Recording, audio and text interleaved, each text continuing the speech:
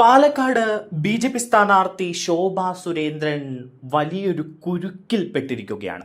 കഴിഞ്ഞ ദിവസം ശോഭ സുരേന്ദ്രൻ്റെതായി പുറത്തു വന്ന വീഡിയോ വലിയ വിവാദമായി മാറിയിരിക്കുകയാണ്. ഒപ്പം ബി.ജെ.പിയെയും എൻ.ഡി.എയും മൊത്തത്തിൽ ഇത് പ്രതിരോധത്തിലാക്കിയിരിക്കുകയാണ്.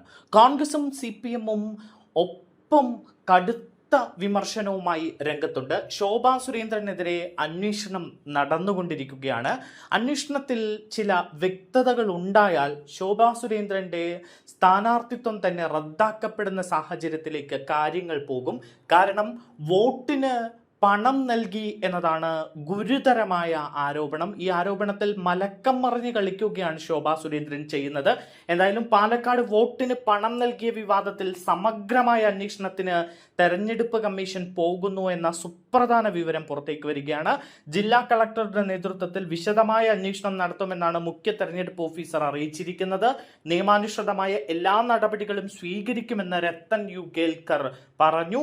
തെരഞ്ഞെടുപ്പ് പെരുമാറ്റച്ചട്ടം എല്ലാവർക്കും ഒരുപോലെ ബാധകമാണ് എന്നും തെരഞ്ഞെടുപ്പ് കമ്മീഷണർ തന്നെ വ്യക്തമാക്കിയിരിക്കുകയാണ്. അന്വേഷണത്തിന് കൂടുതൽ സമയം വേണമെന്നാണ് ജില്ലാ കളക്ടറുടെ ആവശ്യം. ഇപ്പോൾ കളക്ടർ പ്രാഥമിക അന്വേഷണ റിപ്പോർട്ട് നൽകിയിട്ടുണ്ട്. പോലീസ് റിപ്പോർട്ട് കൂടി പരിഗണിച്ചാണ് തുടർ നടപടികൾ സ്വീകരിക്കുക എന്നാണ് അറിയാൻ കഴിയുന്നത്. റിപ്പോർട്ടുകൾ ലഭിച്ചാൽ നിയമോപദേശവും തേടുമെന്നാണ് മുഖ്യ തെരഞ്ഞെടുപ്പ് കമ്മീഷണർ പറഞ്ഞിരിക്കുന്നത്. അങ്ങനെയെങ്കിൽ കുറ്റം തെളിയുകയാണെങ്കിൽ ശോഭ സുരേന്ദ്രന് തെരഞ്ഞെടുപ്പിൽ മത്സരിക്കാൻ കഴിയാത്ത സാഹചര്യം വരും. സ്ഥാനാർത്ഥിത്വം റദ്ദാക്കപ്പെടും. അങ്ങനെ കടുത്ത നടപടിയിലേക്ക് കാര്യങ്ങൾ പോകുമോ എന്ന ചോദ്യം ഉയരുന്നുണ്ട്. എന്തായാലും വോട്ടിന് കോഴ വിവാദത്തിൽ പോലീസ് കേസെടുത്തിരുന്നു. പാലക്കാട് സൗത്ത് പോലീസാണ് കേസെടുത്തത്. കണ്ടാൽ തിരിച്ചറിയാവുന്ന NDA പ്രതിനിധികൾക്കെതിരെയാണ് കേസെടുത്തത്. പണം നൽകി സ്വാധീനിക്കാൻ ശ്രമിച്ചു എന്നാണ് FIR.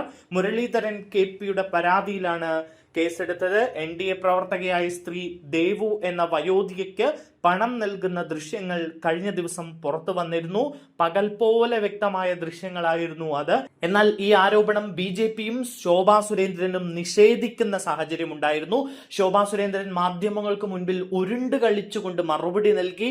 ഇന്നടക്കം ശോഭ സുരേന്ദ്രന്റെ പ്രതികരണം അത് AI ദൃശ്യങ്ങളാണോ എന്ന് പരിശോധിക്കണമെന്നതടക്കമായിരുന്നു. അങ്ങനെ ജനങ്ങളെ കളിയാക്കുന്ന രീതിയിലുള്ള പ്രതികരണങ്ങൾ ശോഭ സുരേന്ദ്രന്റെയും BJP-യുടെയും ഭാഗത്തു നിന്ന് വന്നു. ഇത് പാലക്കാട് തെരഞ്ഞെടുപ്പിൽ പ്രതിഫലിക്കുമെന്നാണ് കോൺഗ്രസും CPM-ഉം കരുതുന്നത്. ഒപ്പം തന്നെ ഈ ആരോപണം തെളിയുകയാണെങ്കിൽ ശോഭ സുരേന്ദ്രന് തെരഞ്ഞെടുപ്പിൽ മത്സരിക്കാൻ കഴിയാത്തൊരു സ്ഥിതിവിശേഷം വരും.